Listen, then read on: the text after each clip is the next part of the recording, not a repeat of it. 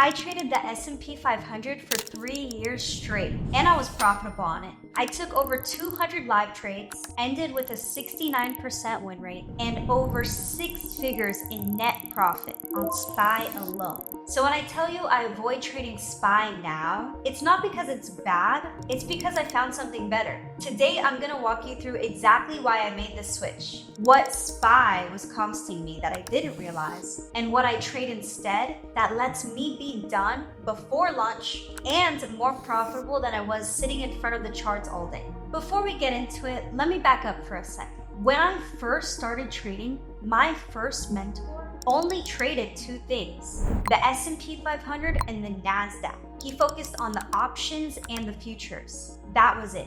No equities, no tech names, no earnings plays. His whole world is trading the index. So when I was learning from him, I learned how to trade on SPY.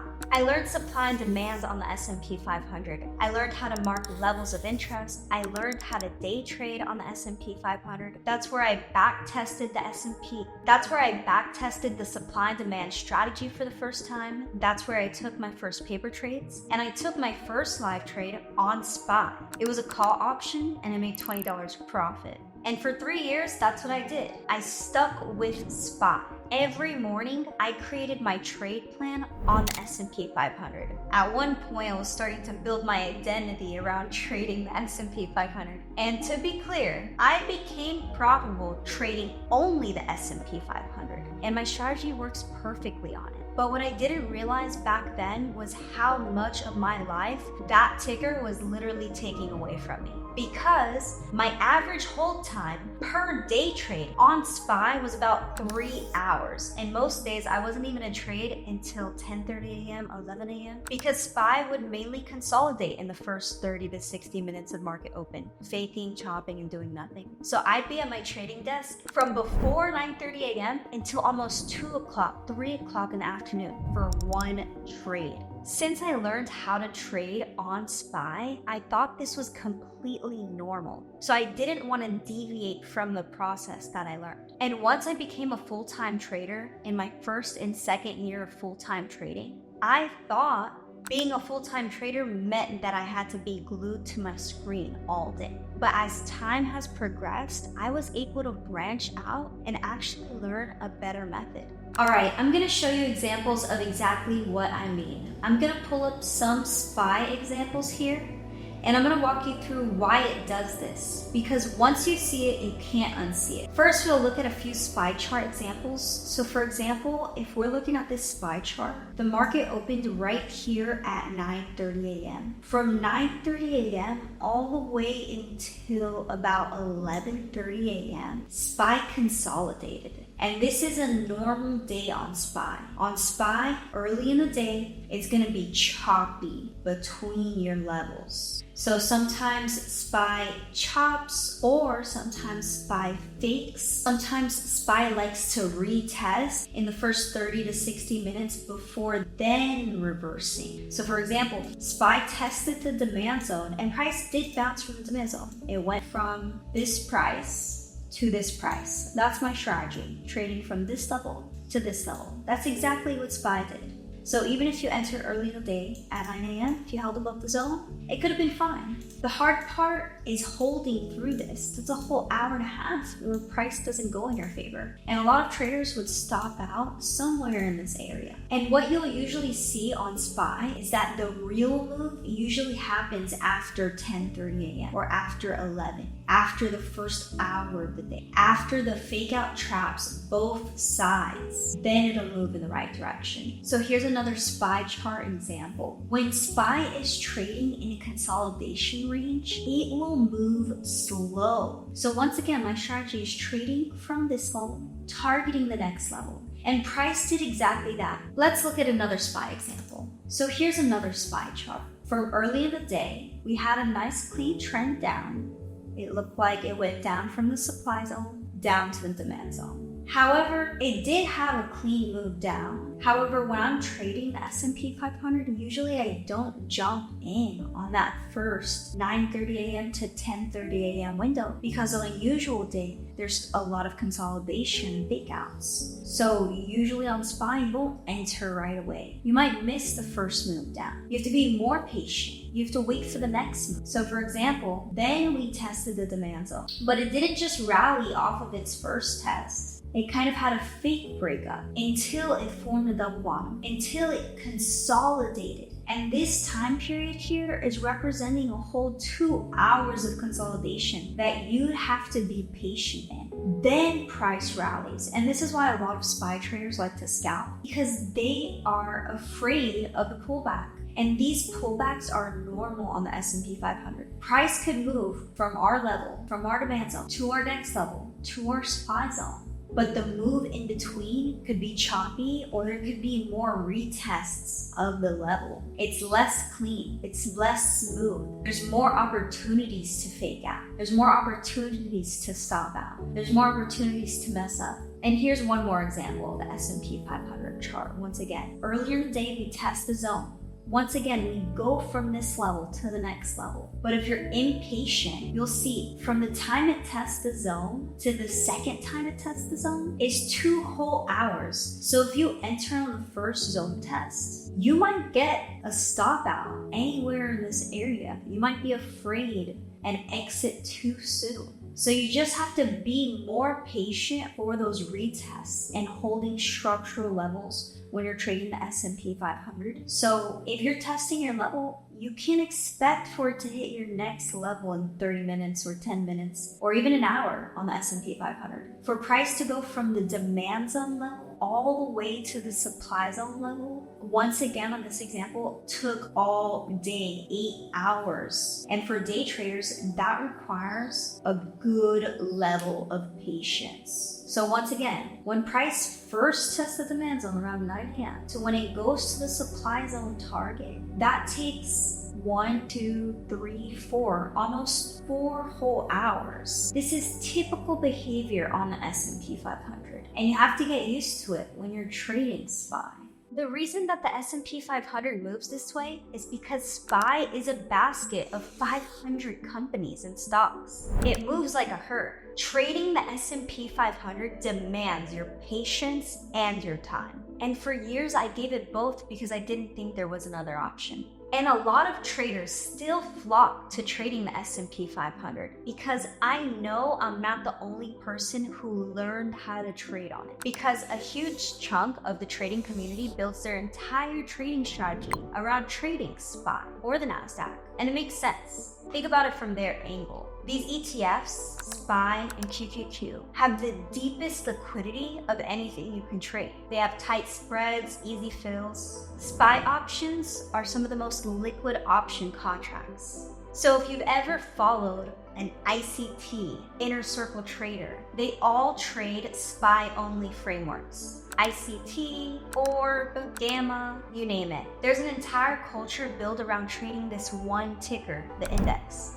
When you trade the S&P 500 only, you don't have to search for different tickers. And there is some benefits of trading it because the S&P 500 represents 500 companies. So if the majority of the market is trending up, you could take calls on the S&P 500 and there's a high likelihood that price would go up. And on the vice versa. If the overall market is in a downtrend, you could take puts on the S&P 500 on the ticker SPY or for futures on ES. The reason why that works is because if all 500 companies are going down, there's a high likelihood that SPY will also go down.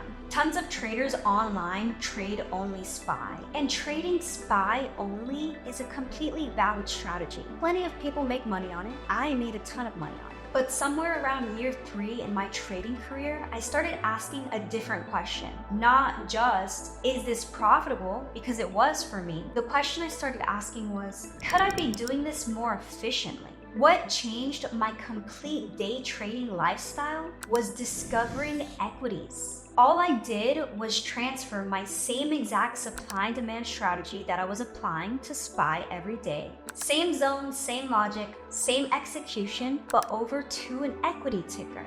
The first tickers that I looked into was Tesla and Nvidia. And the first thing I did before live trading it was backtesting my strategy on those tickers. I applied the supply and demand zones the same exact way, and I applied my entry model the same exact way, using the same confirmation checklist and the same risk management on Tesla and Nvidia. And what I found is that I could find more day trading opportunities that happen within a shorter window of time from trading these equities. When I went to trading equities, I kept my same supply and demand strategy, trading from zone to zone, trading from level to level. But what I noticed is when I'm trading equities, these moves tend to happen faster because there's more directional clarity. I could choose an equity that's in a specific trend, choose a strong trending stock, take a trade in that direction. And since I'm being specific in choosing that stock, it tends to hit my target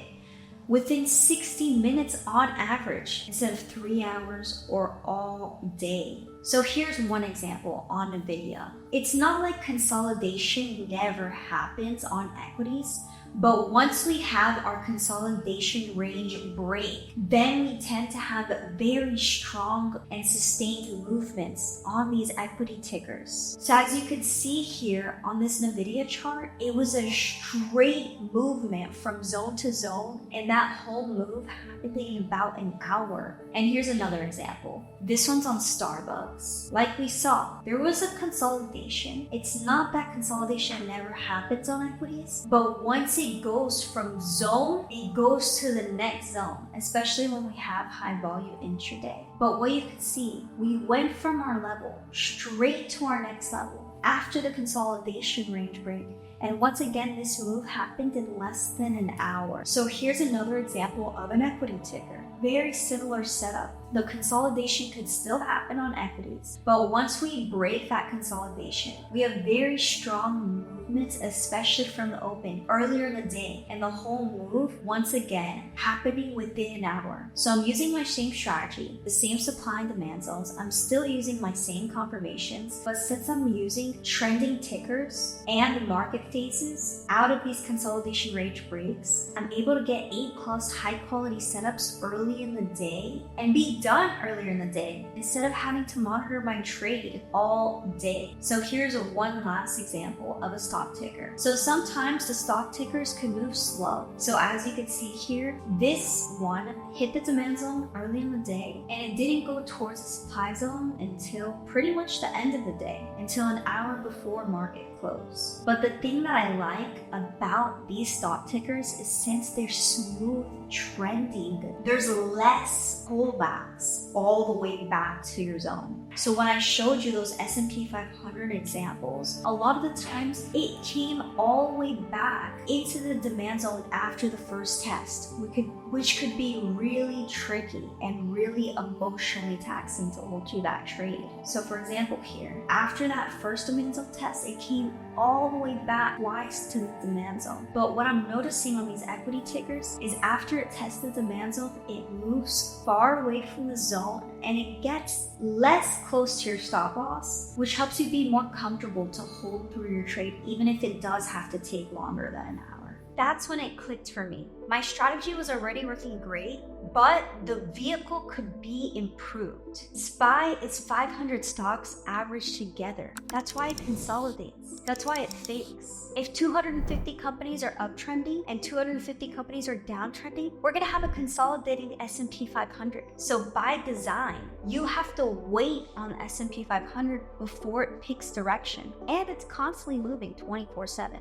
But when you're trading an individual trending ticker, you don't have to wait for 499 other tickers to agree and go in the same direction. If that trigger's uptrending, usually it keeps uptrending very smoothly. When switching from trading only the S&P 500 to begin analyzing and backtesting new and fresh tickers I haven't traded before, I applied the same strategy that I was using before. The supply and demand zones, the trade plans, the confirmations.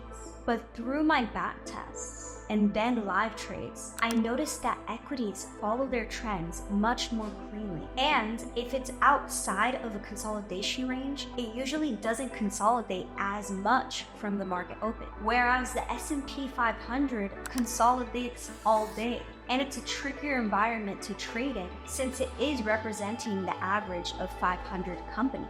So I didn't change my strategy at all. All I did was change the ticker I was watching, and I noticed I would get my confirmation checklist checking off earlier in the day. And since I'm able to get an earlier entry without fear that price will consolidate in the morning, I'm able to enter the trade and it hits my stop loss or my target within an hour on these equity tickers. Versus when I was trading the S&P 500, the moves would be much slower towards the target and it would consolidate for 2 or 3 hours until it hits my target. So fast forward to where I am now. Since I made this switch in 2024 and locked it in through 2025, I've been done with trading by 12 p.m. Most days a little earlier. And my average hold time went from 3 hours on SPY down to about 1 hour on average. And the best part is now that I'm more profitable, I've been able to maintain a 70% win rate. And last month, I realized a 1-to-4 risk reward ratio. And this is because I'm able to find more opportunities, take more trades, manage my risk